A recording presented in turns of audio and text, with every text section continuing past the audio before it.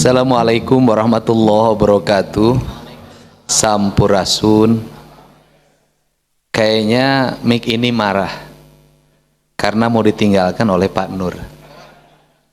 Terima kasih atas kehadirannya.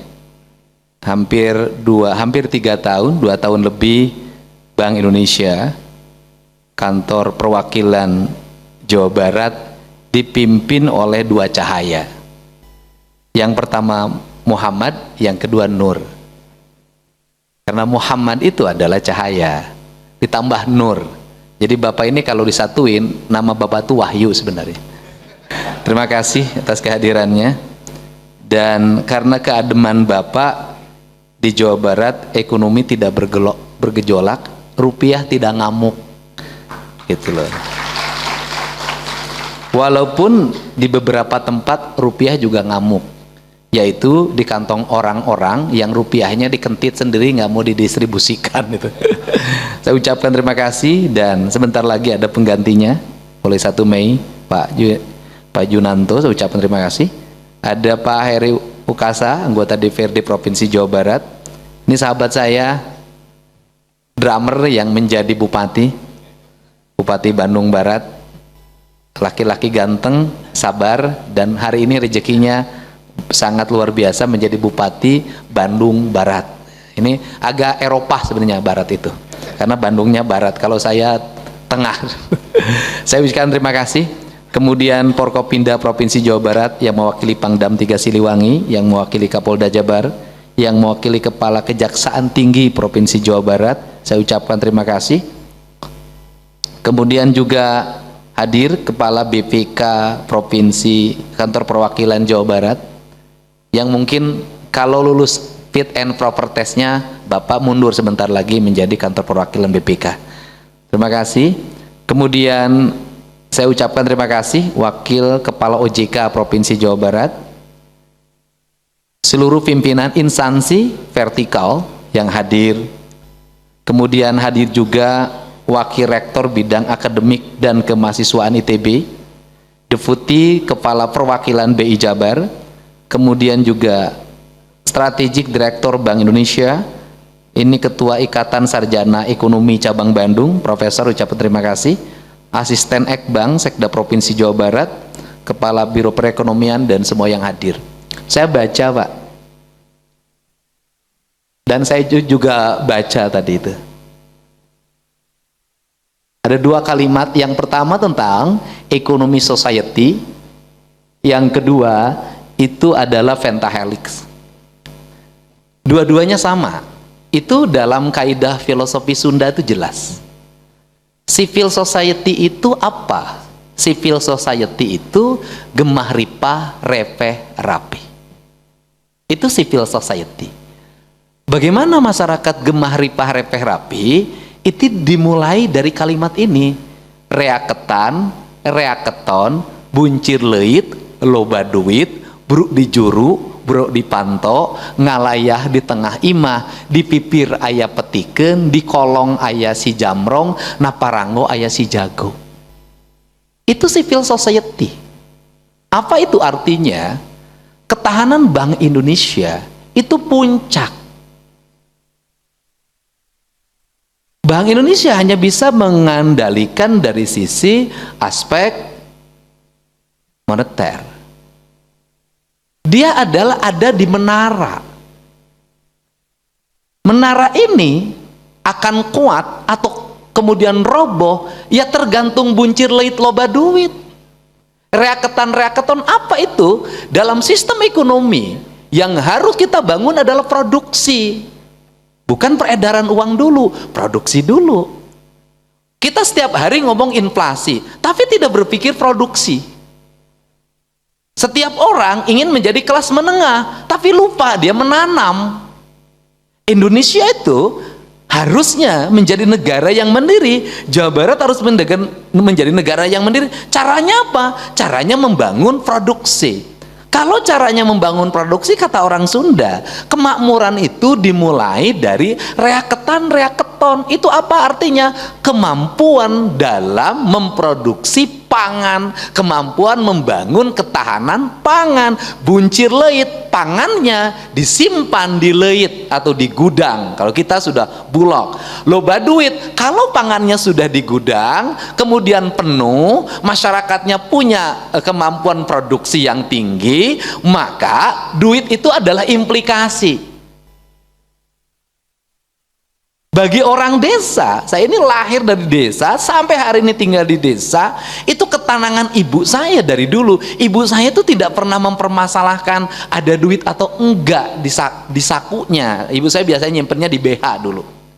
Kenapa? Ibu saya itu standarnya gampang, asal di padaringan aya beas, asal di dapur ada uyah, asal di dapur aya gula, asal di dapur aya cengek, aya bawang, di balong aya lauk, di tukangan imah aya daun sampe, daun katuk, di sawah aya tutut, aya keong, aya pare. Ibu saya tuh sudah nggak ada urusan dengan duit. Kenapa? Siklus itu yang membuat kami hidup. Yang dibutuhkan hanya uang untuk pergi ke sekolah. Maka ibu saya kemudian menyiasatinya dengan anaknya naik sepeda,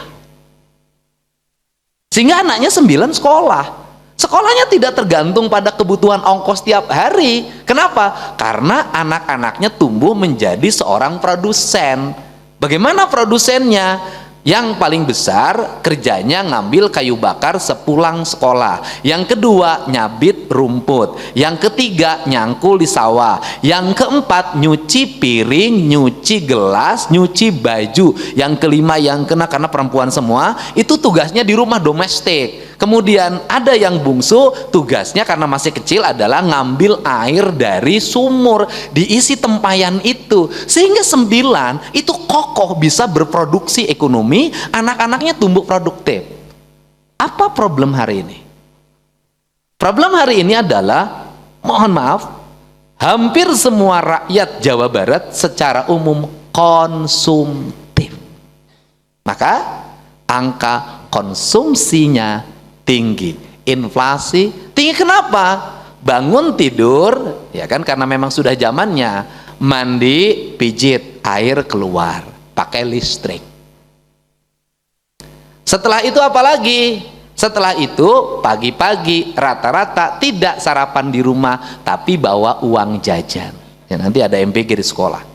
Kemudian ke sekolahnya tidak ada satupun yang jalan kaki atau naik sepeda, naik motor, naik Grab. Kemudian apalagi? Ya, kemudian naik mobil ongkos. Setelah itu apalagi? Handphonenya harus berisi kuota dalam setiap waktu. Kemudian apalagi? Datang ke sekolah, sekolahnya sangat akademik. Di sekolahnya tidak ada lagi tukang sapu. Tukang sapunya telat bayarannya oleh Pemprov dan Pemkabnya, karena Menteri Menpan RB menginstruksikan tidak boleh melakukan pembayaran honorer kalau tidak termasuk paruh waktu. Gak gajian nih sekarang, Mbak. Mogok kerja, nggak ada yang nyapu, berantakan. Di ruang kelasnya mereka ngomong, yang diomongin apa? Skincare, iPhone 17, mode mobil, motor, konsumtif. Habis itu dia makan lagi, jajan, seblak, mie rebus, sosis bakar, cilok, cilor anak SD, konsumtif. Konsumsi gulanya tinggi, konsumsi garamnya tinggi, badannya naik motor, tidak digerakkan. Anak-anaknya mulai kena gagal ginjal, gangguan jantung, gula yang tinggi konsumsinya, mulai kena diabetes. Ditambah lagi tidurnya sudah mulai tidak nyenyak lagi, karena sebelum tidur dia main HP seharian. Lemah, Pak. Sektor produksinya hari ini dikerjakan siapa? Orangnya sudah tua-tua, Pak. 60, 70. Yang generasi mudanya pengen pada level IAI saja, tidak pada level produksi. Apa akibatnya? Negara barat memandang, Tiongkok memandang, Jepang memandang. Karena ini ke depan akan makin berat, maka ganti robot agar lebih efisien. Setelah itu apa? Nanti ada loss generasi, lo hati-hati, Pak. Loss generasi apa? tingkat konsumsi makin tinggi, jumlah manusia makin banyak, sawah semakin menyempit, sumber produksi semakin menurun, orang makin banyak, lebih banyak yang ngomong dan komen di media sosial dibanding yang kerja, maka stabilitas tidak akan terkendali. Ini kan harus segera dirubah paradigmanya, apa? Menjadi paradigma produksi. Maka saya sekarang, karena saya sebelum pergi ke kantor itu selalu keliling, Pak. Saya lihat ke sekolah, saya cek, hari ini saya instruksikan seluruh anak sekolah bawa sapu ke sekolahnya. Apa? Paradigma produksi. Nah, ini. Nah, kemudian dari paradigma apa lahir konsumsi. Dari konsumsi lahir inflasi. Dari inflasi lahir nanti nilai tukar yang semakin menurun. Kenapa? Karena nyetak uang tidak sebanding dengan jumlah barang. Nyetak uang tidak sebanding dengan jumlah emas yang kita miliki, cadangan emas. Kan itu yang terjadi. Akibatnya apa? Ketergantungan. Ketergantungan siapa kita? Pada investor asing, pada bantuan asing. Terus saja dibikin gantung, dan asing itu pasti ngambil sumber produksi yang terpenting bagi kita, dibawa pada negaranya. Kenapa? Kita menjadi bangsa pegawai awalnya. Lama-lama posisi pegawai kita juga diganti. Nah, apa itu dalam sistem ekonomi kita berbagai syar'i tadi adalah mendorong Jawa Barat untuk berproduksi. Maka kalimat saya adalah lembur diurus dulu, baru kota ditata. Kenapa lembur diurus dulu? Karena bagi saya penting produksi bergerak. Kalau penting produksi bergerak harus bagaimana? Sawah harus berair, irigasinya harus diperbaiki. Kemudian angkutan pengangkut barang ke desa-desa, jalannya harus diperbaiki karena biaya produksinya murah. Kemudian yang ketiga, desa-desanya harus ditata dengan rapi, sampahnya ditata. Kemudian semua hal yang tidak estetik harus dibongkar agar kembali terlihat sawahnya, terlihat kebun entehnya, terlihat gunungnya, agar kabutnya turun, keraknya turun. Untuk apa? Memacu wisata. Agar apa? Agar wisata tidak pada yang kelas menengah saja yang di pusat kota, yang berbasis teknologi, tetapi juga berbasis alam, pedesaan. Maka yang diperbaikinya cukup gampang. Warung plastik segera perbaiki, ganti dengan warung injuk. Orangnya dididik agar dia lebih jujur. Ketika barangnya naik, jangan suka ngegetok, ditaikin. Akhirnya orang enggan datang lagi. Jangan bikin mie rebus menjadi 50.000 ketika lagi laku. Jangan bikin sate asalnya lemaknya 1, karena rame dibuat menjadi 3. Ini rubah mindset. Itu syari'i. Bagi saya, itulah ekonomi syariah. Ekonomi syariah itu adalah ekonomi yang berbasis kejujuran, kebenaran, dan keadilan. Ekonomi yang di dalamnya tidak intimidatif dan tidak manipulatif. Tukang dagang jujur terhadap dagangannya, sopir jujur terhadap sopirnya, negara jujur terhadap pengelolaan keuangan. Itulah syar'i. Jangan juga ngambil uang dikentit dari mana-mana, disimpan di bank syar'i. Agar bersyar'i, ya duit haram ya haram. Gitu kan, kita kan banyak nih orang yang nipu kanan kiri. Kemudian ya teman saya tuh ada, kamu lagi di mana? Umroh Kang. Kok tiap tahun? Ya itu saya cuci badan. Kenapa cuci badan? Ya setahun ini kan duit saya yang nggak jelas semua, maka saya cuci diri di umroh. Saya bilang, bukankah nyuci diri mah kamu jangan melakukan yang tahun kemarin dong? Ya minta ampunan aja. Emang Allah mau ngampuni? Kata saya. Kan ada syar'i kemudian menjadi cara manipulatif terhadap kekotoran dirinya. Nah, ini maka kalimatnya reaketan buncir leit loba duit di juru bro di pantu tuh banyaknya kekayaan. Kemudian ngalayah di tengah imah, di pipir aya petiken, artinya ada sayuran. Kemudian di kolong aya si jamrong, ada kambing. Kemudian naparango ada si jago, ada ayam. Kalau sistem ekonomi ini bergerak, rakyat dididik produksi, udah deh nggak akan ada antrian beras. Udah deh. Nah, apa tantangan kita hari ini rakyat Jawa Barat? Konsumtif. Ciri konsumtifnya apa? Udah deh, kalau ngomong tren, Jawa Barat tuh paling pertama konsumsi di Indonesia paling tinggi. Orang Jawa Barat skincare Jawa Barat semuanya, di skincare. Kemudian lagi perawatan wajah, orang Jawa Barat dipager kabeh huntuna. Udah, Pak. Habis itu ibu-ibu memaksakan diri. Ya, kalau Pak JJ mungkin dibawa ke Korea, istrinya aman, harganya di sana mahal. Tapi orang lemur, ibu-ibu, mama, irungna pan hayang disuntik silikon atau nyengsol gitu. Bibirna gedean, Pipina jadi, ini kan di mana-mana terjadi. Dagunya jadi begini ngambai ke handap. Kenapa? Karena saking ingin mengikuti kelas menengah. Caranya bagaimana? Para pejabat kelas menengah jangan suka menampilkan yang kira rakyatnya duitnya cukup terus mengikuti. Kasihan. Untuk di pagernya salah. Kan ini kacau. Nah, ini yang terjadi. Nah, kemudian efek konsumsi lagi apa di Jawa Barat tantangannya? Uang renten, Pak. Uang renten tuh, problem uang renten saya pelajari, Pak. Apa itu? Buat sekolah. Buat sekolah ngambil uang renten. Bunganya 25% per hari. Lihat tayangan-tayangan saya. Itu jelas. Jadi kalau orang punya 1 miliar, maka 250 juta per bulan tambahannya. Uang renten apa? Sekolah. Anak-anak mau pergi studi tour, uang renten. Anak-anak mau ikut PKL di pabrik, 2 juta uang renten. Terus kemudian apa lagi? Itu saya tutup. Studi tour nggak boleh. Kemudian sekolah tidak boleh lagi memungut. Yang miskin di swasta kita biayain. Untuk apa? Mereka terbebas dari renten. Berikutnya lagi, tradisi renten apa lagi? Kawin. Nanggap organ tunggal, duit renten.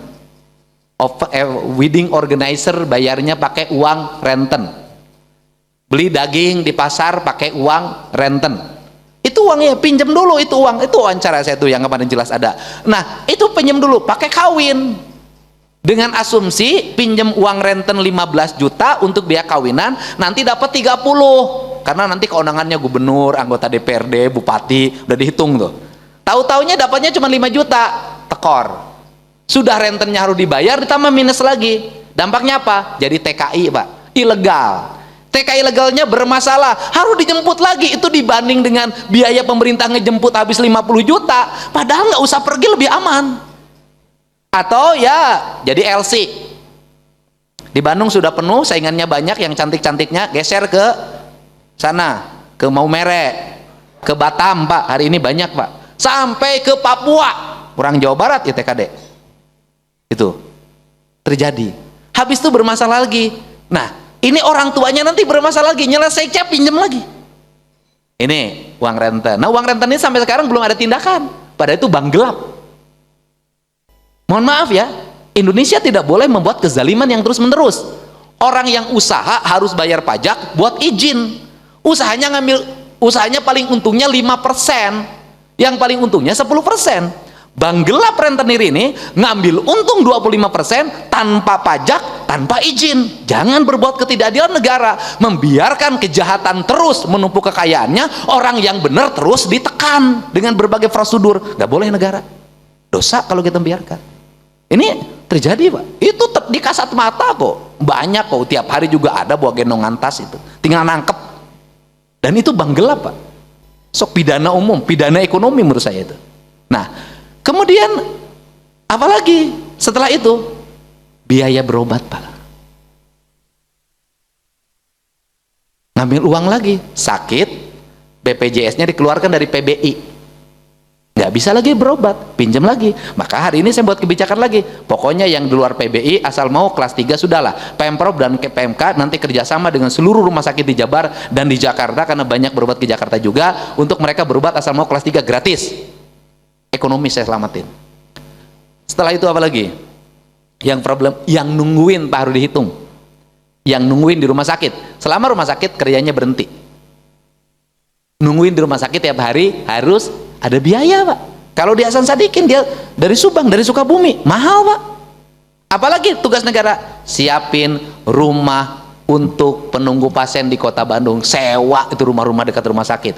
Mereka ke situ gratis. Siapin makanannya untuk apa? Rakyat kita ketika sakit deritanya tidak tambah. Beban penyakit, biaya, berhentinya pekerjaan. Ini untuk mencegah angka kemiskinan. Nah, cara ini nanti negara berikutnya apa? Tugas negara, gubernur. Apa itu? Mendistribusikan uang yang dipungut dari pajak rakyat menjadi produksi. Maka dikenal di Jawa Barat realokasi pembiayaan. Daripada duit tiap bulan bayar listrik terus-terusan dengan biaya mahal, daripada duit tiap bulan bayar internet dengan biaya mahal, bayar air dengan biaya mahal, sedangkan birokratnya menggunakan itu bukan untuk kepentingan produksi tapi konsumsi, maka lebih baik birokratnya sebagian tinggal di rumah saja. Angka efisien ini digunakan untuk apa? Produksi, Pak. Memperbaiki jalan, memperbaiki sekolah, membuat tiang PJU, membuat drainase, membangun bendungan, memberikan stimulus pupuk, memberikan stimulus penanganan sampah, memberikan stimulus untuk anak-anak yang berkuliah di S1, S2, dan S3. Terus semuanya didorong, kemudian memperbanyak tenaga informal. Apa itu?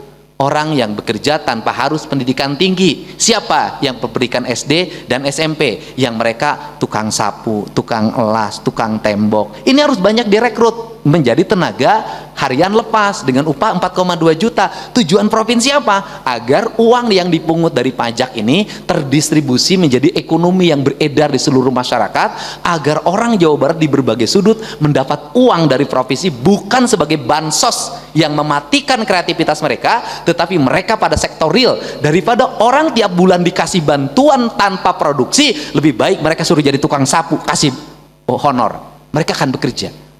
Saya dinas sosial coba data, daripada orang-orang miskin kemudian tiap bulan dikasih bantuan tetapi mereka tidak berproduksi, malah tidak ke sawah gara-gara dapat bantuan, lebih baik mereka jadi tukang sapu, gaji tiap bulan walaupun 1,5 juta, ibu-ibu misalnya 50.000, kasih denah di mana nyapunya, maka ekonomi akan berputar dan rakyat kita sehat. Kenapa? Yang lain tidak akan ikutan. Ikutan apa? Di desa banyak hari ini yang tidak mau ke sawah. Untuk apa? Udahlah mending keneh daftar jadi penerima bantuan beras daripada kudu ngaramet, capek. Produksi turun, Pak. Kenapa? Saya punya data analisis, tidak ada rakyat yang tumbuh ekonominya makmur dengan menerima bantuan secara terus-menerus. Subsidi itu menurut saya difokuskan, itu satu untuk pendidikan, dua untuk kesehatan, yang ketiga daya beli. Daya beli disubsidikan untuk apa? Pasar dibuat gratis, jongko-jongko dibuat gratis, toko-toko UMKM dibuat gratis. Kemudian caranya bagaimana? Agar mereka tidak meningkatkan produksi, harga sayur tidak ditaikkan gara-gara jongkoknya harus store mahal, harga barang di toko tidak ditaikkan gara-gara cicilan tokonya mahal, karena kan pemborong nginjem lagi ke bank, dia tingkatin lagi. Ini problem. Ini cara. Nah, kalau sudah seperti itu, infrastruktur terbangun dengan baik, maka nanti ada yang ini saya lihat pentahelik kolaboratif. Kolaboratif itu bahasa Sunda, udah itu bahasa anyar menang di barat. Sunda naon? Manunggal. Sarendek, saigel, sabobot, sapihanean. Kacai jadi salewi, kadarat jadi salogak. Birokrat, politisi, akademisi, media, dan stakeholder lainnya menjadi satu kesatuan spirit. Kenapa? Spiritnya menuju mana? La ilaha illallah. Itu pada spiritualitasnya. Sekarang pada aspek sosialitasnya, demi negara kesatuan Republik Indonesia, berbakti pada negara, berkorban untuk negara, maka kita menuju pengabdian yang tertinggi pada Tuhan. Terakhir, negara mana yang sudah mengkolaboratifkan sebuah nilai religiusitas menjadi ekonomi yang berkeadilan, sebuah nilai religiusitas menjadi bentuk aspek civil society, daya tangguhnya rakyat dan negara, satu kepaduan, kemudian menjadi nilai akademis yang dia memiliki visi berpikir matematik, fisika, biologi, kimia untuk meraih masa depan. Kita harus jujur, hari ini adalah Iran. Dia sudah memadukan seluruh ketuhanan, kemanusiaan, dan teknokrasi. Dalam bahasa saya, dia sudah menginternalisasi nilai ideologi, kemudian dari nilai ideologi menjadi nilai filosofi sebagai seorang Syiah, kemudian menjadi nilai history sebagai seorang Persia, dan kemudian menjadi nilai humanisme sebagai manusia yang setara, civil society. Dan kemudian lahirlah kebanggaan sebagai bangsa, tidak memiliki rasa takut, dan negaranya sistem, hilangnya pemimpin tertinggi tidak membuat negaranya ambruk, tetapi membuat negaranya kokoh. Lain dengan di kita, kalau pemimpinnya jatuh, yang kemarin muji habis-habisan, pokoknya bapak saya ikut, bapak yang terhebat, besok ngomongnya paling kenceng, beda lagi judulnya. Itulah Indonesia, itulah Jawa Barat. Sehingga di kita kalau pemimpin ada masalah, yang lain bukan sibuk membela pemimpinnya, sibuk menyusun siapa pemimpin barunya untuk ikut lagi pada gerbong yang baru. Itulah kita. Dan ini adalah cara. Untuk itu saya ucapkan terima kasih pada Pak Nur Muhammad yang telah menjadi cahaya bagi orang Jawa Barat, sehingga laju pertumbuhan ekonominya bisa 5,85%. Itu tuh dalam posisi dana bagi hasil pajaknya hilang 3 triliun yang provinsi saja. Kalau yang kabupatennya itu nggak tahu disatuin berapa, mungkin adalah 50 triliun. Ada 50 triliun nggak Pak Deddy? Dengan kabupaten kota. Andai kata itu tidak dipotong Pak, sudah 6,5% saya taruhan Jawa Barat. Tapi dipotong saja sudah 5,85, itu dipotong, apalagi nggak dipotong. Nah, untuk itu, tetapi bagi saya sebagai seorang pemimpin ideologis, saya berterima kasih dipotong. Dengan dipotong, saya berpikir keras untuk membangun realokasi. Dengan dipotong, listrik di gedung sate kadang mati ketika malam hari. Dengan dipotong, banyak orang kerja keras. Justru menurut saya adalah keprihatinan jalan menuju kesuksesan. Lebih baik sukses bermandi keringat daripada sukses bermandi intan dan berlian, tidak ada artinya itu. Untuk itu selamat Pak Bapak, saya yakin Bapak tidak akan habis berkarir di Bank Indonesia. Setelah ini pasti ada sesuatu yang Bapak kerjakan, karena Bapak adalah cahaya, dimanapun Bapak akan menjadi cahaya. Siang Bapak jadi matahari, malam Bapak jadi rembulan. Terima kasih. Wallahu muwaffiq ila aqwamit thoriq. Assalamualaikum warahmatullahi wabarakatuh. Sampurasun.